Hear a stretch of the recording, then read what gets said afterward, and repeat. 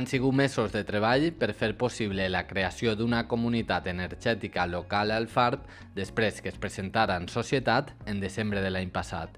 Avui, esta comunitat d'usuaris ja és una realitat.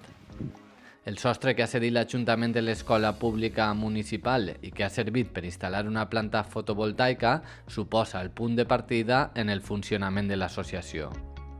I moltes vegades molta il·lusió de que sumem molts socis, de que la instal·lació que ja està feta en l'escola arrenqui també el més pronte possible per a repartir l'energia entre socis i veïns del FARP, amb moltes ganes que aquest projecte sigui un èxit i que a partir d'ací puguin eixir-ne molts més.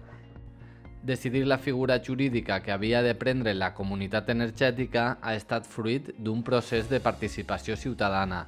Finalment, el passat mes de maig es constituïa com a associació.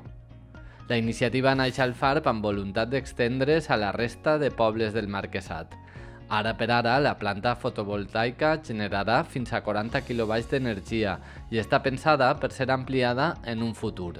I a dia d'avui estem contents perquè l'associació ja està constituïda, la central està acabada, falta que se connecte a la xarxa i una vegada aquestes dues coses estiguen ja acabades, se firmarà el conveni de cessió d'energia.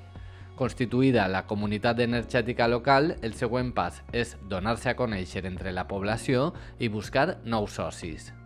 Queda una tasca de conscienciació, de captació de gent, que al final el que se busca és tindre suficient massa social per a produir un canvi en el poble. Encoratjar tots a que s'apunten, a que s'informen i a que vegin que realment és l'avantatge de poder disfrutar de l'energia renovable sense tindre que fer una instal·lació complexa dalt de ta casa. Sens dubte, la presentació pública d'un mapa solar al municipi ha facilitat la creació d'un model d'autoabastiment local d'energia. Tenim més sostres que poden ser públics per a després poder sol·licitar un conveni d'actuació a l'Ajuntament o també la gent que pugui oferir sostres que tinga cert tamany per a poder fer una instal·lació. Després també estem pensant en projectes com pugui ser punts de recàrrega per a vehicles elèctrics. Amb la creació d'esta comunitat energètica, el FARP esdevé un poble pioner en el qual poden emmirallar-se altres municipis de la comarca.